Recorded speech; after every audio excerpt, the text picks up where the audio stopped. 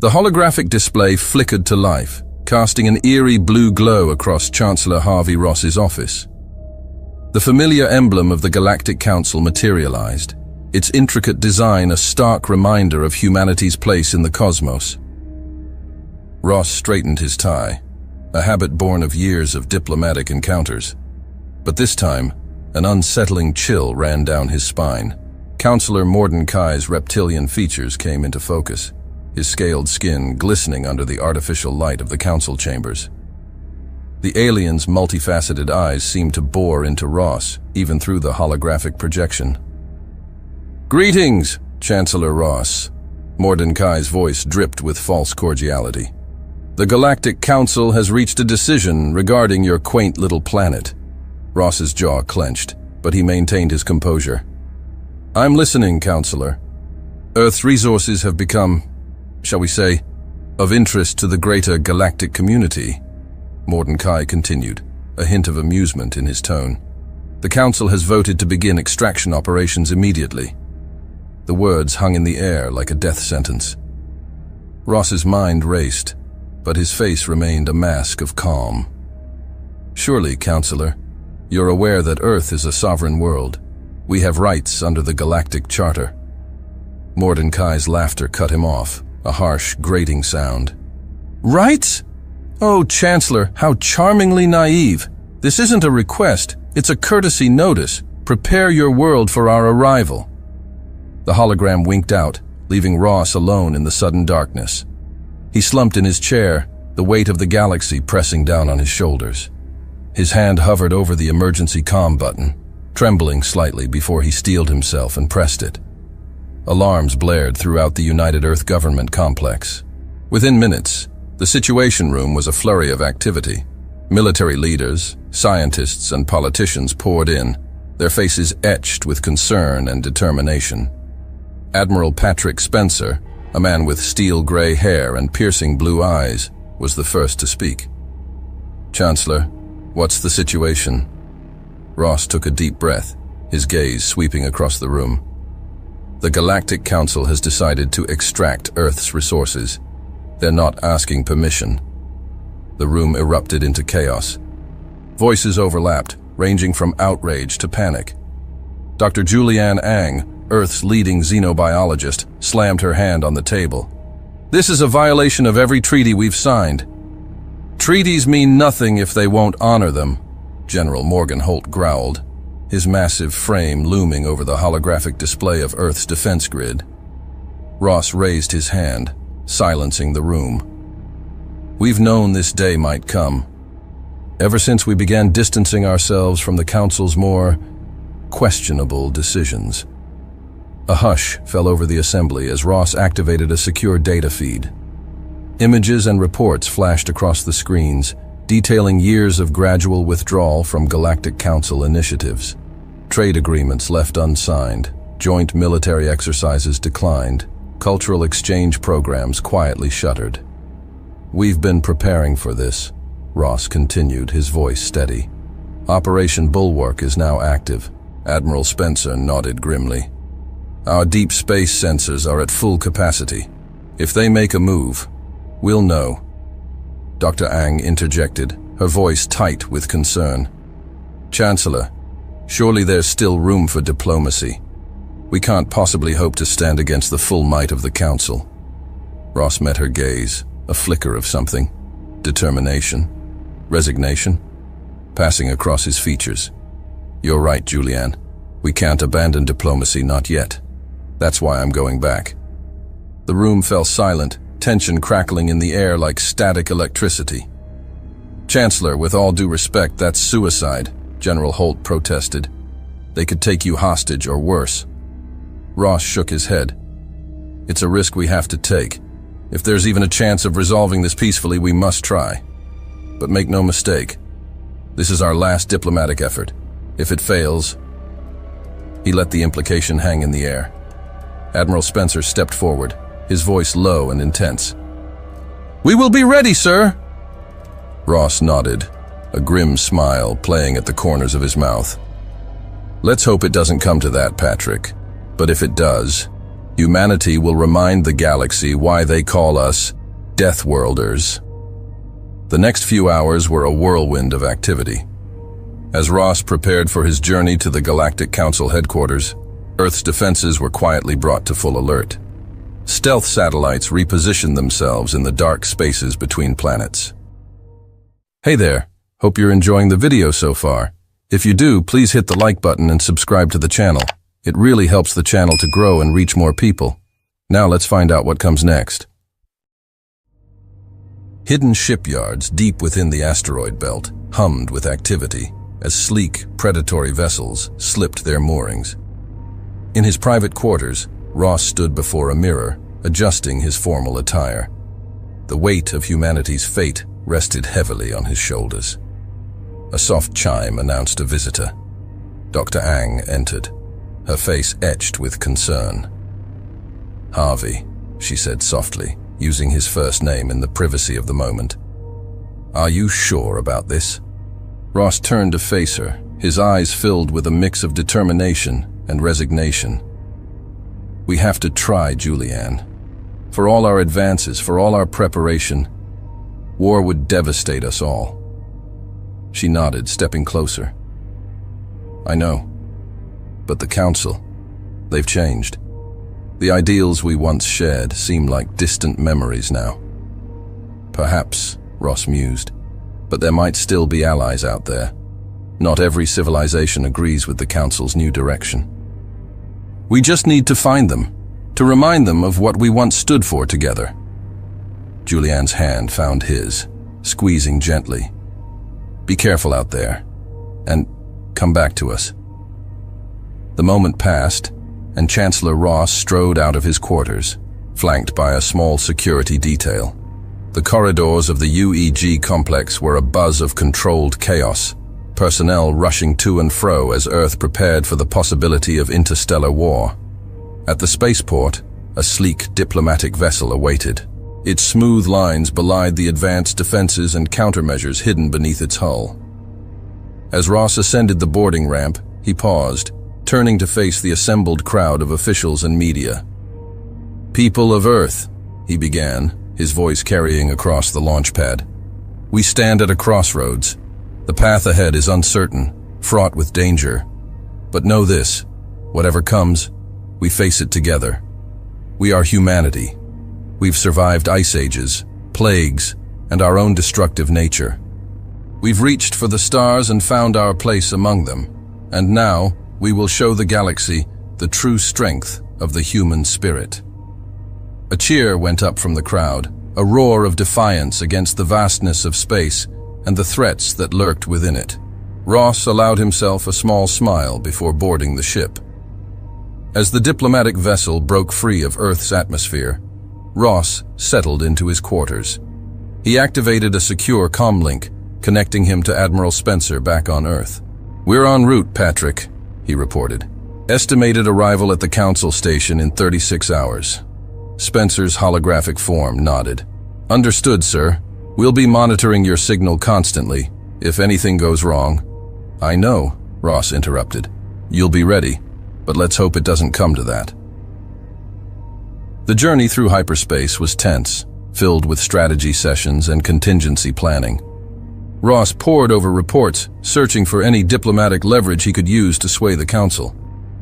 As they approached the massive space station that served as the Galactic Council's headquarters, Ross steeled himself for the confrontation to come.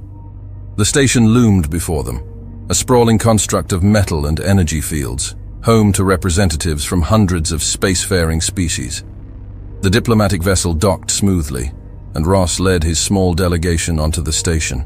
The corridors were a cacophony of alien sights, sounds, and smells. Species from across the galaxy mingled, some eyeing the human delegation with curiosity, others with barely concealed hostility. At the entrance to the council chambers, Ross paused, taking a deep breath. The fate of humanity rested on what transpired beyond these doors. With a nod to his team, he stepped forward, the massive doors sliding open to reveal the amphitheater-like room where the destiny of worlds was decided. The Galactic Council awaited, their alien faces impassive. Councillor Mordecai's eyes gleamed with barely suppressed triumph as Ross took his place at the speaker's podium. The human chancellor stood tall, his voice clear and unwavering as he addressed the assembled representatives of 1,000 worlds. "Esteemed members of the Galactic Council," Ross began, his words echoing through the vast chamber. "I come before you today not just as the representative of Earth, but as a voice for reason, for justice, and for the very principles upon which this council was founded." The diplomatic dance had begun. The council chambers buzzed with a cacophony of alien languages as Ross took his position at the central podium. Hundreds of species, represented by their most esteemed diplomats, filled the towering amphitheater. The air crackled with tension, and Ross could feel the weight of countless eyes upon him. Councillor Mordecai's voice cut through the din, silencing the chamber. "The council recognizes Chancellor Harvey Ross of Earth. You may present your case, human." Ross straightened his shoulders, his gaze sweeping across the assembled representatives. "Esteemed members of the Galactic Council, I stand before you today not just as an advocate for Earth, but as a voice for the very principles this august body was founded upon." He paused, allowing his words to sink in. "The decision to extract resources from Earth without consent is not just a violation of our sovereignty. It's a betrayal of everything the Galactic Council claims to represent." Murmurs rippled through the crowd. Ross pressed on, his voice gaining strength. "Earth has been a loyal member of this council for generations. We've contributed to galactic peace, shared our unique insights, and stood shoulder to shoulder with our cosmic brethren in times of crisis." Councillor Vashitura, a being of living crystal from the Andromeda Galaxy, leaned forward. "Your contributions are noted, Chancellor. But surely you understand that the needs of the many outweigh the desires of the few." Ross turned to face her, his expression resolute. "With respect, Councillor, that argument has been used to justify atrocities throughout history. Today it's Earth, tomorrow it could be any of your worlds." The chamber erupted into heated debates. Ross could see the lines being drawn, some representatives nodding in agreement, others scoffing at his words. Mordecai's voice boomed over the commotion. "Enough! Chancellor Ross, your rhetoric is stirring, but it changes nothing. The decision has been made." "By whom?" Ross challenged, his eyes narrowing. "This council operates on principles of consensus and mutual respect. When was this vote taken? Which of you agreed to strip a sovereign world of its resources without so much as a discussion?" An uncomfortable silence fell over the chamber. Ross pressed his advantage. "I demand a formal vote, here and now, with all members present. Let's see who truly stands for the ideals of this council, and who would turn it into a tool of exploitation." Mordecai's scales rippled with barely contained anger. "You dare! I dare to uphold the Charter," Ross interrupted, his voice ringing clear.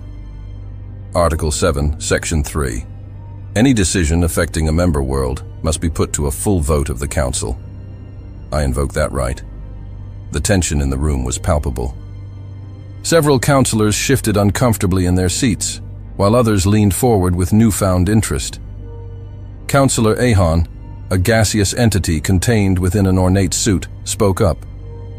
"The human speaks truth. We cannot ignore our own laws, no matter how inconvenient they may be." Mordecai's eyes narrowed, but he nodded curtly. "Very well, we shall have a vote. But know this, Chancellor Ross, you may not like the outcome." As the voting process began, Ross could see the political maneuvering happening in real time. Whispered conversations, meaningful glances, and subtle gestures passed between various factions. He knew that Earth's fate hung in the balance, and he had to make every second count. "Before you cast your votes," Ross addressed the assembly, "I implore you to consider the precedent you're setting. Today, it's Earth's resources you covet. But what happens when the Council turns its gaze to your worlds? Who will stand with you then?" He gestured to a holographic display, showcasing Earth's scientific and cultural achievements. We've given the galaxy breakthroughs in medicine, art that has moved beings across the cosmos, and philosophical insights that have shaped galactic discourse. Are you really willing to sacrifice all of that for short-term gain? Counselor Tali Zora, a avian being known for her wisdom, spoke up. Chancellor Ross raises valid points. Perhaps we've been too hasty in our judgment. But Mordecai wasn't backing down. Hasty? We've deliberated for cycles. Earth's resources are vital for the continuation of several key galactic projects. The humans' emotional appeal changes nothing. The debate raged on, with counselors from various factions presenting their views. Ross watched carefully, noting which species seemed sympathetic to Earth's plight and which were firmly aligned with Mordecai's faction. As the arguments heated up, Ross noticed a subtle shift in the room's dynamics. Counselor Thax, a usually reserved representative of a silicon-based species, was quietly conversing with several other members. Their expressions were grim, and Ross could sense that something was amiss. Seizing a moment of relative calm, Ross addressed the council once more. Esteemed colleagues, I believe we're overlooking a crucial aspect of this situation. Earth's unique biosphere isn't just a resource to be exploited. It's a living laboratory that could hold the key to solving galactic-scale problems. He activated another holographic display, this one showing Earth's diverse ecosystems. Our planet's biodiversity is unparalleled in the known galaxy. The potential for medical breakthroughs alone is staggering. By working together, in true partnership, we could unlock benefits far greater than any short-term resource gain. This argument seemed to resonate with several counselors. Ross could see nods of agreement and thoughtful expressions. But just as it seemed the tide might be turning, Counselor Mordecai made his move. "Enough of this charade!" Mordecai roared, his patience clearly at an end. "We've indulged the humans' delusions long enough. I call for an immediate vote on the following motion. Earth is to be declared a protectorate of the Galactic Council, its resources to be managed for the greater good of all species." The chamber erupted into chaos. Ross's heart sank as he realized the trap he'd walked into. By invoking a vote, he'd given Mordecai the opportunity to formalize Earth's subjugation. "This is outrageous," Counselor Tali Zora protested. "We cannot simply..." But Mordecai pressed on, his voice drowning out all others.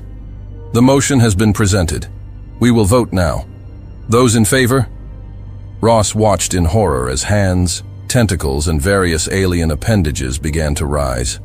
It was clear that Mordecai had been orchestrating this for some time, securing allies and making deals behind the scenes. As the votes were tallied, Ross's mind raced.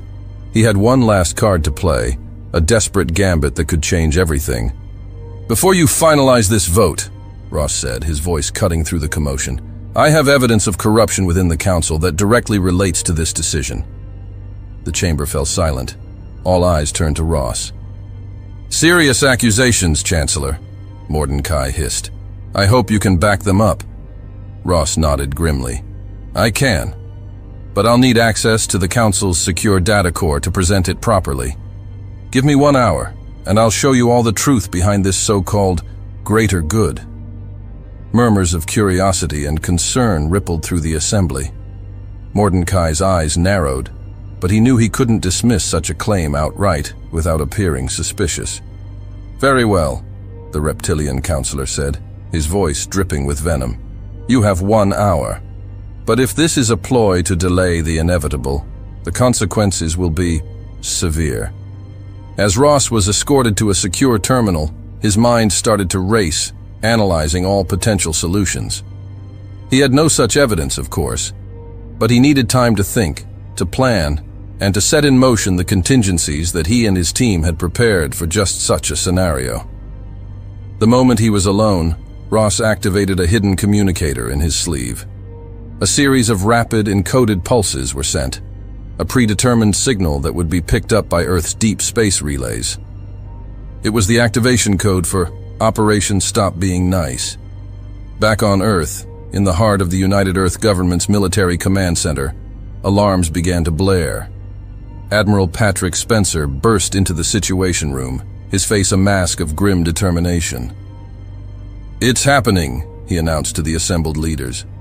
"The Chancellor has given the signal. Operation Stop Being Nice is now active." The room erupted into a flurry of activity. Encrypted communications were sent to hidden military installations across the solar system. Stealth ships, long concealed in the depths of the Kuiper Belt, powered up their engines. And deep within Earth's crust, slumbering war machines began to awaken. General Morgenholt's voice cut through the chaos. "All units, this is not a drill. I repeat, this is not a drill.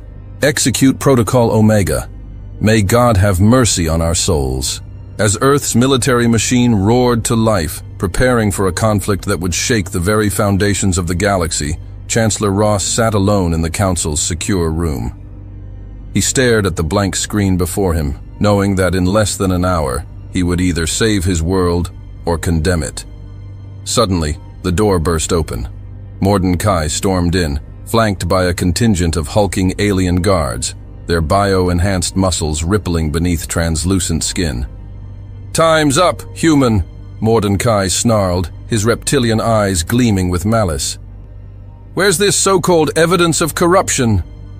Ross stood slowly, his face a mask of defiance. "The evidence, Counselor, is all around us. It's in the way you've manipulated this council, in the decisions made in shadows." "Enough!" Mordecai roared. He turned to the other council members who had gathered at the door. "You see? The human has nothing. This was nothing more than a desperate ploy to buy time." Councillor Vashitura stepped forward, her crystalline form shimmering with barely contained anger. "Chancellor Ross, you have abused the trust of this council. You've made a mockery of our procedures and wasted our time with baseless accusations." Ross looked around the room, seeing a mix of anger, disappointment, and, from a few, a glimmer of sympathy. But it was clear that Mordecai's faction had won the day. "Chancellor Harvey Ross of Earth," Mordecai's voice boomed, carrying throughout the council chambers, "you are hereby charged with attempting to deceive the Galactic Council, obstructing official proceedings, and high treason against the collective good of galactic civilization." The guards moved in, their massive forms dwarfing Ross. As they grabbed his arms, Ross locked eyes with Mordecai. "You won't get away with this. Earth won't stand for it." Mordecai leaned in close, his forked tongue flicking out as he spoke. "Your pitiful planet doesn't stand a chance, human. By the time we're done, Earth will be nothing more than another resource-stripped world in our empire." As the guards began to drag him away, Ross made his move. In a flash, he twisted his body, using the momentum to slam his palm against a hidden panel on his belt. A soft beep confirmed the activation of the final signal, the last resort that would unleash Earth's full might against the galaxy that sought to subjugate it. "What was that?" Mordecai demanded, grabbing Ross by the collar. "What did you do?" Ross allowed himself a grim smile. "I just reminded the galaxy why they call us Deathworlders, Counselor. You wanted to see humanity's true nature? Well, congratulations. You're about to get a front row seat." The guards tightened their grip, hauling Ross out of the room and through the council chambers. Delegates from 100 worlds watched in shock as Earth's representative was paraded before them in chains. As he was dragged towards the detention area, Ross caught glimpses of the few allies he'd made during his time on the council. Some looked away in shame, while others met his gaze with resolve, silently communicating that this wasn't over. The cell door slammed shut behind Ross, the energy field humming to life. But even as he sat alone in the sterile alien prison, a spark of hope burned in his chest. He had done his part. Now it was up to Earth to show the galaxy what humanity was truly capable of when pushed too far. Back on Earth, in the heart of the military command center, a final encoded signal flashed across the primary screen. Admiral Spencer's eyes widened as he decrypted the message. He turned to the assembled war council, his voice steady but charged with the gravity of the moment. Ladies and gentlemen, the Chancellor has been taken. Operation Stop Being Nice is now in full effect. May God have mercy on us all, because we sure as hell won't have any for them. The diplomatic dance was over. Admiral Patrick Spencer stood before the enormous holographic display in Earth's Central Command, his weathered face illuminated by the swirling galaxy map. Red markers indicated known Galactic Council strongholds, while blue dots represented Earth's hidden fleets, now emerging from their concealment across the solar system. "Gentlemen," Spencer addressed the assembled commanders, his voice steady despite the weight of the moment, "the time for diplomacy has passed. Chancellor Ross has given us the signal. Operation Stop Being Nice is now in full effect." The room hummed with tense energy as each commander absorbed the gravity of the situation. General Morgan Holt, head of the ground forces, stepped forward. "Admiral, my troops are ready to deploy at a moment's notice. Just give the word." Spencer nodded, his eyes never leaving the galactic map. "The word is given, General. All units, commence operation." Across the solar system, hidden bases sprang to life. On Mars, massive hangar doors ground open, revealing rows of sleek, angular spacecraft that had never been seen by alien eyes. From the moons of Jupiter and Saturn, stealth carriers decloaked, their holds filled with swarms of fighter craft. In the asteroid belt, mining operations transformed in the blink of an eye, revealing their true nature as forward staging bases. Weapons platforms, long disguised as communication relays, powered up their targeting systems. Admiral Spencer's voice crackled over the secure comms. "This is it, people. Everything we've prepared for. Remember your training, trust in your teammates, and show these alien bastards why they should have left Earth alone." Commander Jack Reynolds, leader of the Sol Defense Squadron, felt a surge of adrenaline as he strapped into his command chair aboard the UES Defiant. "All wings report in," he ordered, his fingers dancing across the holographic controls. "Alpha Wing, standing by. Beta Wing, ready to kick some alien ass. Gamma Wing, locked and loaded." Reynolds allowed himself a grim smile. "All right, everyone. Our first target is the Proxima Centauri relay station. It's the linchpin of the Council's early warning system in this sector. We take it out. We buy our main fleet the time it needs to mobilize." The Defiant's engines roared to life, joined by dozens of other ships emerging from their hidden docks in the Kuiper Belt. As one, they accelerated towards the edge of the solar system, preparing for the jump to faster-than-light travel. Meanwhile, in the skies above Earth, Operation Trojan Horse kicked into high gear. Hundreds of civilian ships, freighters, passenger liners, and private yachts began normal departure sequences. But as they cleared the atmosphere, hidden panels slid open, revealing state-of-the-art weaponry and advanced sensor suites. Colonel Maggie Yeoh, the lone female commander in this operation, coordinated the civilian fleet from her command post on the moon. "Remember, people, maintain normal traffic patterns until you clear the Council's sensor net. We need to get as close to their primary defensive line as possible before they realize what's happening." Back in Central Command, Admiral Spencer watched as the pieces of humanity's grand strategy fell into place. He turned to his second-in-command, Captain David Craig. "Status report on the Ghost Fleet?" Craig consulted his data pad. "The Ghost Fleet has successfully breached the heliopause, Admiral. They're now beyond any known detection capabilities of the Council. ETA to the first target is T-3 hours. Spencer nodded, a fierce pride welling in his chest. The Ghost Fleet was humanity's ace in the hole. Ships built with technology reverse-engineered from crashed alien craft, incorporating stealth systems beyond anything the Council had ever encountered. As Earth's forces moved into position, the Galactic Council remained blissfully unaware of the storm about to break upon them.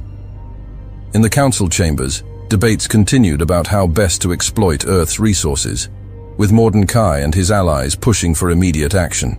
It was Councillor Talizora, the avian being who had shown sympathy to Earth's plight, who first noticed something amiss. Her species' heightened senses picked up a subtle shift in the station's background hum. a change in the sensor array's power distribution. "Counselor Mordecai," she interrupted, her feathers ruffling with concern. "I believe we may have a problem." But before she could elaborate, alarms blared throughout the station. The main view screen flickered to life, showing a scene of chaos at the Proxima Centauri relay. Human ships, appearing seemingly out of nowhere, swarmed the station. Their weapons were unlike anything the Council had ever encountered. Beams of coherent dark matter that simply erased sections of the relay from existence. Mordecai's scales paled as he watched the relay, one of the most heavily defended outposts in that sector, crumble in a matter of minutes. "Impossible," he hissed. "How did they get past our early warning systems?" In the detention block, Chancellor Ross allowed himself a small, satisfied smile as he felt the subtle vibrations of weapons fire through the station's hull. "That's why you don't corner a Death Worlder," he murmured. As news of the attack spread, the Council's response was fragmented and chaotic. Some called for immediate retaliation, while others urged caution, fearful of the unknown capabilities Earth had suddenly revealed. But the humans weren't waiting for the Council to get its act together. Across the galaxy, carefully coordinated strikes were already underway. In the Arcturus system, a key shipyard of the Council erupted in a series of explosions. Commander Petrus Guerrera, leading a squadron of the revolutionary ghost ships, orchestrated a ballet of destruction. His vessels phased in and out of normal space, appearing inside the shipyard's defensive perimeter and unleashing salvos of quantum destabilized torpedoes before vanishing again. "Target Alpha neutralized," Guerrera reported, his voice cool and professional despite the carnage unfolding around him. "Moving on to Target Beta. Remind all pilots, minimize casualties. We're here to cripple their military capabilities, not slaughter civilians." This directive, to avoid unnecessary loss of life, was a key component of Earth's strategy. It wasn't just about winning the war, it was about winning the peace that would follow. By demonstrating restraint even in the midst of overwhelming victory, humanity hoped to show the galaxy that they were not the barbarians some on the Council had painted them to be. As battles raged across known space, Earth's groundside defenses were not idle. General Holt oversaw the activation of the planet's shield network, a massive undertaking that had been disguised as a global clean energy project. Thousands of wind turbines and solar arrays across the planet's surface shimmered and transformed, revealing their true nature as advanced energy projectors. Within minutes, a shimmering dome of translucent energy enveloped the Earth, capable of withstanding even the mightiest weapons in the Council's known arsenal. "Shield network at 100% capacity," one of Holt's lieutenants reported. "We can withstand sustained bombardment for months, sir." Holt nodded grimly. "Let's hope it doesn't come to that. Our best defense is a good offense. What's the status on the counter-invasion forces?" In response, another holographic display sprang to life, showing massive troop carriers rising from hidden bases in the Mariana Trench and the Antarctic ice shelves.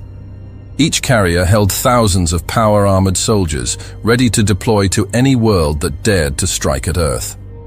Meanwhile, in the Oort cloud, humanity's most ambitious project was about to be unveiled. A swarm of automated construction ships had been working for decades, hidden from prying eyes, to build something unprecedented. Admiral Spencer's voice rang out across all channels. "All units, this is Overlord. Commence Operation Checkmate." In response, the Oort cloud seemed to come alive. Millions of objects, ranging from the size of a fist to that of a small moon, began to move. But these were no ordinary asteroids or comets. They were a vast armada of automated war machines, each one packed with the most advanced technology Earth had to offer. As the swarm accelerated towards the inner solar system, its true scale became apparent. It was a force capable of overwhelming entire star systems, a testament to humanity's industrial might and technological ingenuity. Back at the front lines, Earth's forces continued to make rapid gains. The Council's defensive lines, designed to repel conventional attacks, proved woefully inadequate against humanity's unconventional tactics and unknown technologies. Commander Reynolds, leading the assault on a critical Council communications hub, marveled at the effectiveness of their new weapons. "It's like they're fighting with sticks and stones," he muttered as another enemy cruiser succumbed to the Defiant's dark matter cannons. But it wasn't just superior firepower that gave humanity the edge. Years of studying Council tactics and technologies had allowed Earth strategists to develop perfect countermeasures. Every feint, every standard maneuver the Council forces attempted was met with a devastating response. In the Sirius system, a major Council fleet attempted to regroup and mount a counteroffensive. But they found themselves outmaneuvered at every turn by the Ghost fleet. Ships appeared and disappeared faster than targeting computers could lock on, striking with surgical precision before fading back into the void. Colonel Yo's civilian fleet, now deep in Council space, sprung its trap. What the Council had dismissed as harmless transport ships suddenly revealed their true nature. Weapons blossomed from hidden compartments, and advanced ECM suites scrambled enemy communications. "All ships, execute Plan Omega," Yo ordered. Her fleet split into dozens of smaller groups, each targeting a different Council outpost or supply line. The Council's logistical network, already strained by the sudden onslaught, began to crumble. As reports of human victories flooded in from across the galaxy, the mood in Earth's Central Command was one of cautious optimism. They had achieved total strategic surprise, but Admiral Spencer knew that the real test was yet to come. "We've bloodied their nose," he told his assembled commanders. "But make no mistake, the Council still outnumbers us. They have resources we can only dream of. This is just the beginning." Captain Craig approached with a data pad. "Sir, we're receiving transmissions from several non-Council worlds. They're offering support." Spencer raised an eyebrow. "Support?" Craig nodded. "Yes, sir. It seems our demonstration of power, combined with our restraint in targeting civilian populations, has impressed some of the neutral systems. They're volunteering ships, resources, even troops." A murmur of excitement rippled through the command center. This was an unexpected development, one that could tip the scales decisively in Earth's favor. Spencer allowed himself a small smile. "Well, well. It seems the galaxy is full of surprises. Patch me through to these potential allies. Let's see if we can't turn this war into a revolution." As Earth's forces continued their advance, pushing through the Council's first lines of defense with shocking speed, the true scale of humanity's preparations became clear. This was no mere retaliation. It was a carefully orchestrated campaign to reshape the balance of power in the galaxy. The massive form of the Galactic Council station loomed ahead, its ornate spires and sprawling docks a stark contrast to the sleek, predatory shapes of the approaching human fleet. Admiral Patrick Spencer stood on the bridge of the UES Indomitable, his life-lined face illuminated by the holographic displays surrounding him. "All ships, maintain formation," Spencer's voice carried across the comm channels. "Remember your training. We're not here for wholesale destruction. Precision and control are key." Commander Jack Reynolds, leading the vanguard aboard the UES Defiant, acknowledged the order. "Copy that, Admiral. Alpha and Beta wings are moving into position to engage the outer defense grid." As if on cue, the space around the station erupted in a dazzling display of energy weapons. Massive defense platforms, concealed within the station's intricate architecture, sprang to life. Beams of coherent plasma lanced out, seeking to vaporize the approaching human ships. But humanity had prepared for this moment. The lead ships shimmered, their advanced stealth systems bending light and energy around them. The station's targeting computers struggled to maintain a lock, their shots passing harmlessly through holographic decoys. "Now," Reynolds barked, "all wings, execute maneuver theta." The human fleet split apart with breathtaking precision. Smaller, nimbler craft darted forward, weaving through the defensive fire with impossible agility. These weren't ordinary pilots. They were a new breed of neural-linked operators, their reflexes and decision-making capabilities enhanced beyond normal human limits. As the fighters engaged the station's outer defenses, larger cruisers moved into position. Their hulls opened, revealing banks of missiles unlike anything the galaxy had seen before. With a silent command, the missiles launched, leaving trails of distorted space in their wake. Quantum phase missiles away, Captain Maggie Yeoh reported from her position coordinating the strike. Impact in 3, 2, 1. The missiles struck the station's shields and passed right through them. They phased back into normal space within the shield perimeter, detonating with pinpoint precision against key defensive emplacements. Sections of the station's outer ring went dark as power systems failed. Inside the council chambers, panic reigned. Mordecai bellowed orders, his scales flushed with rage and fear. "Where are our reinforcements? Contact the home fleets now!" Counselor Talizora, her feathers ruffled with agitation, turned to her fellow council members. "We must sue for peace. Can't you see? The humans are not here to destroy us. They're showing remarkable restraint. If we continue this madness, we risk losing everything." But her words fell on deaf ears. The majority of the council, long accustomed to their unchallenged dominance, couldn't fathom the idea of capitulating to a species they had dismissed as primitive. Back on the Indomitable, Admiral Spencer received an urgent communication. "Sir," his tactical officer reported, "we're detecting multiple hyperspace signatures. It appears the Council's reinforcements have arrived." Spencer's eyes narrowed. "Right on schedule. Patch me through to Commander Guerrera." Petrus Guerrera's face appeared on the comm screen, his expression one of controlled excitement. "Standing by, Admiral. Ghost Fleet is in position and ready to spring the trap." "Execute Operation Checkmate," Spencer ordered. As the Council's reinforcements emerged from hyperspace, a massive armada of ships from a dozen different species, they expected to catch the human fleet in a deadly crossfire.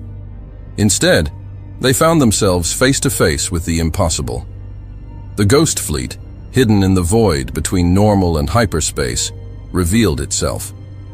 Vessels of sleek alien design, built with technology that pushed the boundaries of known physics, materialized around the Council reinforcements.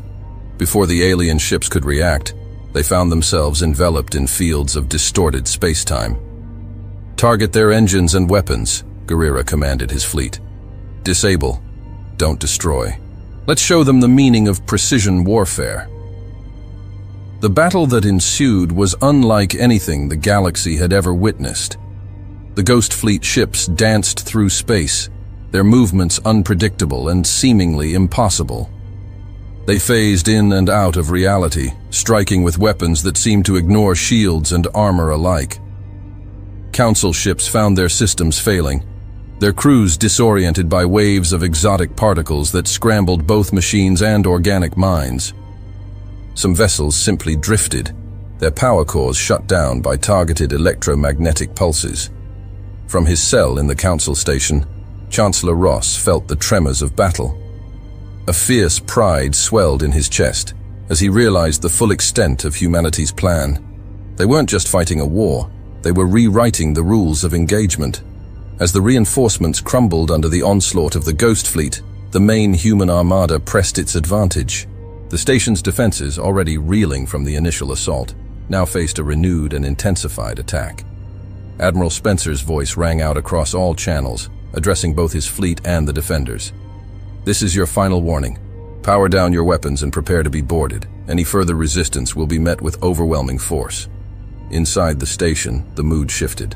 Lower-ranking staff and representatives from less militant species began to question the Council's hardline stance. Murmurs of dissent spread through the corridors as the reality of the situation sank in. Seizing the moment of uncertainty, a small group of sympathetic aliens made their move. Led by Counselor Talizora, they began working to undermine the station's remaining defenses from within. As the last of the Council's reinforcements were neutralized, the human fleet regrouped for their final push. Admiral Spencer coordinated with his commanders, outlining the final phase of their assault. "Commander Reynolds, your team will lead the boarding parties. Colonel Yeoh, provide close fire support. Commander Guerrera, keep the Ghost Fleet in reserve. We may need them if the Council has any more surprises." The officers acknowledged their orders, their faces set with determination. This was the moment they had trained for, the culmination of years of preparation and sacrifice. As the human ships closed in on the station, its remaining defenses lashed out in a desperate final stand. Energy beams and plasma torpedoes crisscrossed space, creating a deadly web of destruction. But the human fleet was relentless. They pushed forward, their advanced shields absorbing punishment that would have vaporized lesser vessels. Precision strikes disabled weapon emplacements and shield generators, systematically dismantling the station's ability to resist. Inside the council chambers, Mordecai watched in disbelief as his grand plans crumbled. "How?" he snarled. "How could they have hidden such power?" Counselor Talizora fixed Mordecai with a steely gaze. "Perhaps, Counselor, it's time we considered the possibility that we gravely underestimated the humans, and that our actions have awakened something we may not be able to control." As if in response to her words, a new alert blared. The main view screen shifted to show an image that sent a chill through every being in the chamber. The vast swarm from the Oort cloud, now visible to council senses, bearing down on their position like an unstoppable tide. The message was clear: humanity had been pushed too far, and now the galaxy would feel the full might of a species that had evolved on a world that tried to kill them every day. The Deathworlders had decided to stop being nice, and the Council was only beginning to understand the grave mistake they had made in provoking them. With the station's defenses in shambles and the Council's reinforcements neutralized, the human fleet began its final approach. Boarding shuttles detached from the larger ships, streaking toward the station like a swarm of deadly meteors. Admiral Spencer's voice crackled over the comm one last time. "All units, prepare for boarding action.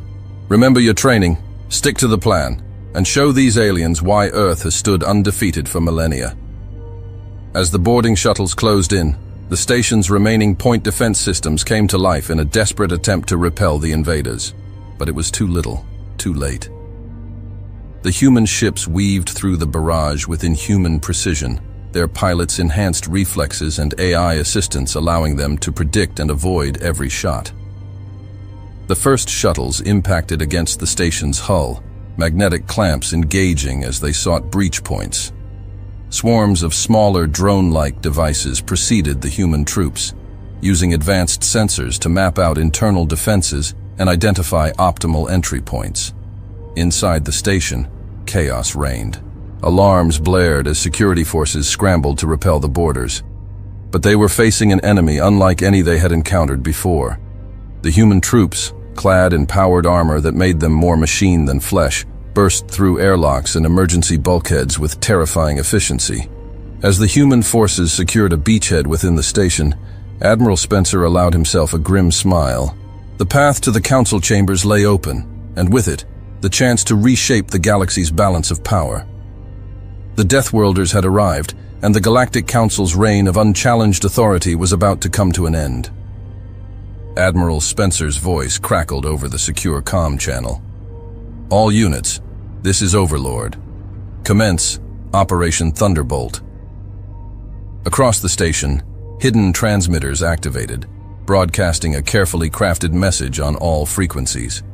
Chancellor Ross's voice echoed through every corridor and chamber, calling for unity against corruption and tyranny.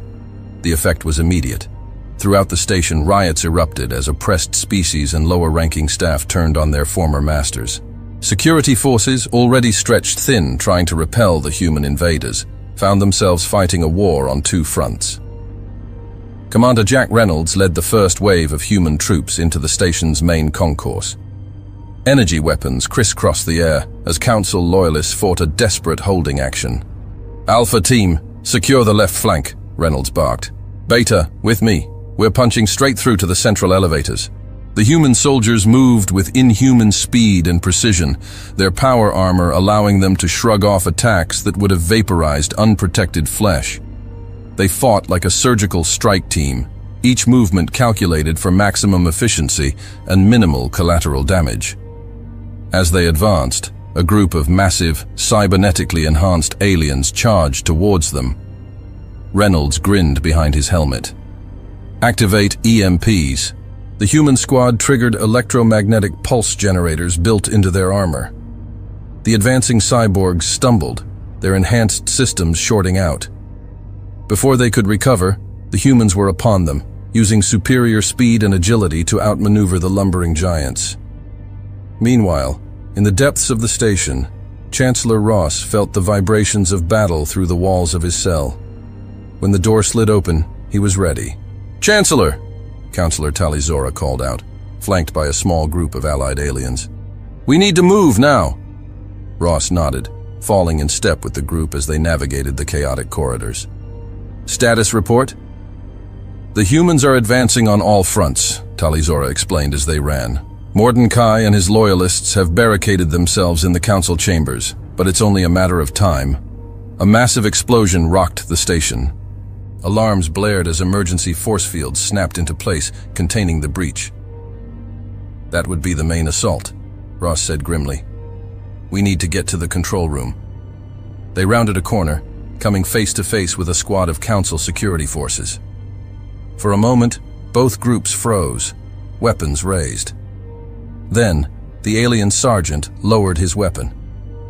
"Chancellor," he said, his translator struggling to convey the mix of respect and desperation in his voice. We surrender. Please, end this madness." It was a scene playing out across the station. As news of the human advance spread, more and more of the Council's forces realized the futility of resistance. Years of resentment towards corrupt leadership bubbled to the surface, turning former enemies into unlikely allies. In the main hangar bay, Admiral Spencer stepped off his shuttle, surveying the chaos around him. Fires burned unchecked in several areas, and the air was thick with smoke and the acrid smell of weapons discharge. "Sir," his aide reported, "we've secured approximately 70% of the station. Resistance is crumbling, but Mordecai and his inner circle are still holed up in the council chambers." Spencer nodded, his face grim. "Then that's where we're headed. Get me a direct line to Reynolds." As Spencer's team fought their way towards the heart of the station, the scene in the council chambers was one of utter desperation. Mordecai paced frantically, his scales pale with fear and rage. "How?" he snarled at the few remaining loyalists. "How could those primitive apes have done this? We are the Galactic Council. We are supreme." Counselor Vashitura, her crystalline form clouded with stress, finally snapped. "Enough, Mordecai. Your arrogance and greed have brought us to this. It's over." The massive doors to the chamber began to glow red-hot. The metal warped and bubbled, then exploded inward in a shower of molten debris. Through the smoke strode Chancellor Ross, flanked by Admiral Spencer and Commander Reynolds. Behind them, a phalanx of human troops and allied aliens filled the corridor. "Counselor Mordecai!" Ross's voice carried across the chamber, amplified by his suit's speakers. "In the name of Earth and all the peoples you have wronged, I place you under arrest." Mordecai's eyes darted wildly, searching for an escape. Finding none, he reached for a hidden weapon, only to find his arm immobilized by some invisible force. "I wouldn't," Spencer said calmly, lowering a device that hummed with exotic energy. "Localized stasis field. One of the many tricks we picked up while you thought we were just a bunch of primitive apes." As Mordecai and his remaining loyalists were secured, Ross turned to address the assembled aliens, a mix of council members, staff, and representatives from countless worlds. "Today marks the end of an era," he began, his voice carrying the weight of history. "For too long, the Galactic Council has been a tool of oppression, wielded by the few to control the many. That ends now." He paused, letting his words sink in. "But this is not the end of the Council itself. Rather, it is a new beginning, a chance to build something truly great, a galactic community based on mutual respect, cooperation, and justice for all species." As Ross spoke, holographic displays throughout the station and across the galaxy came to life. The faces of human leaders, allied alien species, and even some former council members appeared, each adding their voice to the call for a new order. We stand at a crossroads, Ross continued. The path ahead will not be easy. There will be challenges, disagreements, and hard choices to make. But I believe that together, we can create a future brighter than any single species could achieve alone. Ross gestured to the human soldiers and allied aliens around him. Look at what we've accomplished here today. Species that were once enemies, now standing side by side against tyranny. This is the power of unity, of shared purpose. He turned to face Mordecai and the other arrested counselors. To those who have abused their power, who have exploited and oppressed others for personal gain, I say this: your reign is over. You will face justice for your crimes, not in vengeance, but in the pursuit of a more just galaxy for all. Ross's voice grew stronger, filled with determination. To the peoples of the galaxy, I make this solemn commitment. Earth and its allies will work tirelessly to dismantle the systems of oppression that have held so many in bondage. We will establish new protocols for interstellar cooperation, based on mutual respect and shared prosperity. He paused, his gaze sweeping across the room and beyond, to the countless worlds watching this broadcast. But we cannot do this alone. We call upon all species, all worlds, to join us in this endeavor. Together we can build a galactic civilization that will stand as a beacon of hope for generations to come. As Ross finished speaking, a moment of profound silence fell over the chamber. Then, slowly at first, but building to a crescendo, applause and cheers erupted. Species that had been bitter enemies only hours before found themselves united in hope for a better future. Admiral Spencer stepped forward, placing a hand on Ross's shoulder.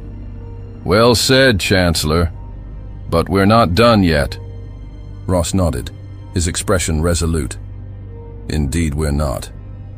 This is just the beginning." With a gesture, Ross signaled to the human troops. They moved swiftly, securing Mordecai and the other corrupt counselors. As they were led away, their once grand robes now tattered and stained, the weight of their crimes seemed to hang heavy upon them. "Take them to the holding cells," Ross ordered.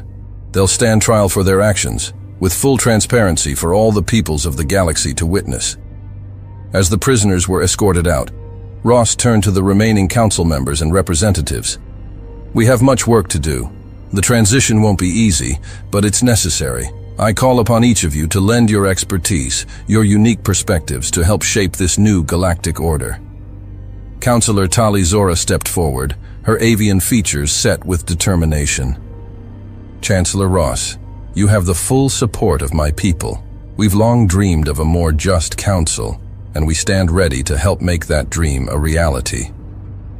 One by one, other representatives voiced their support. Even those who had initially been skeptical of human intentions found themselves swayed by the vision Ross had laid out. As the impromptu meeting continued, plans were quickly drawn up for emergency relief efforts to worlds that had suffered under the old regime. Task forces were established to audit the Council's past decisions, to right old wrongs, and establish new protocols for interstellar governance. Throughout it all, Ross remained at the center, coordinating efforts and mediating disputes with a steady hand. The skills that had made him an effective diplomat now served him well as he navigated the complex web of interspecies politics. The Deathworlders had shown the galaxy their strength. Now, they would show it their wisdom, their compassion, and their unwavering commitment to a better future for all sentient beings. Hey there again. I'm glad you've come so far. Hope you enjoyed the video. Remember to hit the like button and the subscribe button. This is really important to the channel. Really important. And I have one more thing for you. I've chosen another video for you to watch. Just click the card here, or here if you want the whole playlist.